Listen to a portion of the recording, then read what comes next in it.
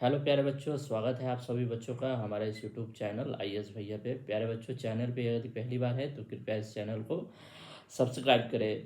प्यारे बच्चों, 2 दिन जो अभी समय बीता है वो बहुत सारे छात्रों के लिए खुशियों भरा रहा होगा और बहुत सारे ऐसे जो छात्र हैं जो सफलता और असफलता के बीच फंस गए हैं उनके लिए थोड़ा सा सहन कर पाना और थोड़ा सा दुख की जो घड़ी होती है वो रहा होगा। क्योंकि जब आप एक लंबा मेहनत करके एक अंतिम पड़ाव पर पहुंचते हैं और वहां जब आपको निराशा हाथ लगती है तो स्वाभाविक बात है, मानव की ये प्रवृत्ति होती है कि वो थोड़ा सा दुखी होता है और होना भी चाहिए, क्योंकि आपने एक लंबा मेहनत जो है वो करके अंतिम पड़ाव तक पहुंचा था।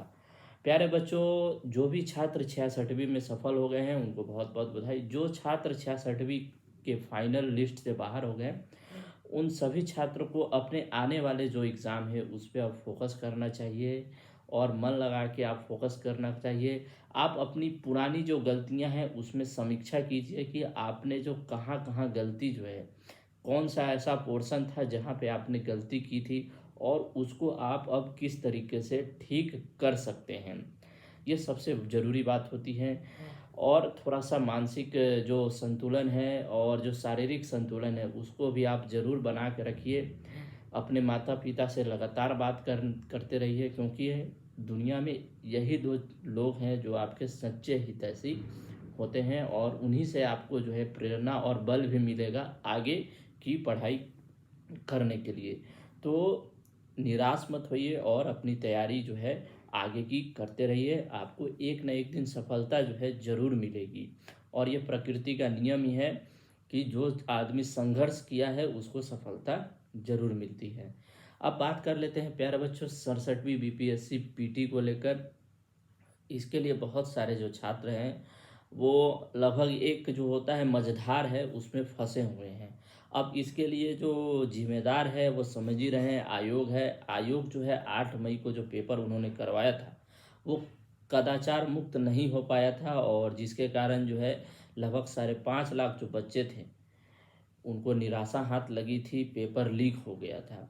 अब जो मुद्दा उठ के आ रहा है कि आयोग ने जो अपना कैलेंडर जारी किया था अगस्त के अंतिम सप्ताह तक बीपीएससी के 67वीं का पेपर को कराने के, उसमें आयोग जो है अब असमर्थ हो चुका है। क्योंकि जो सेंटर है, जो 38 जिलों में 5.5 लाख बच्चों के लिए जो सेंटर की व्यवस्था करनी थी आयोग को, उसमें जो है विघ्न आ चुका है और लगभग 1 लाख बच्चे आप बोल सकते हैं उनके लिए सेंटर की व्यवस्था नहीं हो पाई थी। क्योंकि अब उन्हीं कॉलेज को, उन्हीं स्कूलों को टारगेट किया जा रहा है जो कि कदाचार मुक्त परीक्षा ले सके। पिछली बार की जैसे नहीं कि अब हाँ चलो आप करवा लो और आप करवा लो, ये व्यवस्था जो है उनको अब ख़त्म करना पड़ा है बीपीएससी को, जब से पेपर लीक हुआ है। अब मान और दूसरा जो मुद्दा है कि जो बीपीएससी के चेयरमैन थे उनका भी कार्यकाल समाप्त हो गया है, तो नए कार्यकाल में उनको प्रवेश करना है और नए जो बीपीएससी के चेयरमैन आएंगे उन पे भी बहुत सारी चीज़ें निर्भर करेगी।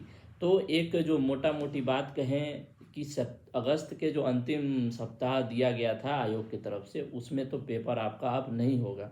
अगस्त के प्रथम सप्ताह में जो है आपका यूपीएससी का ही एक पेपर है, सीडीएस या एनडीए को है, जो कि हमें कंफर्म नहीं है।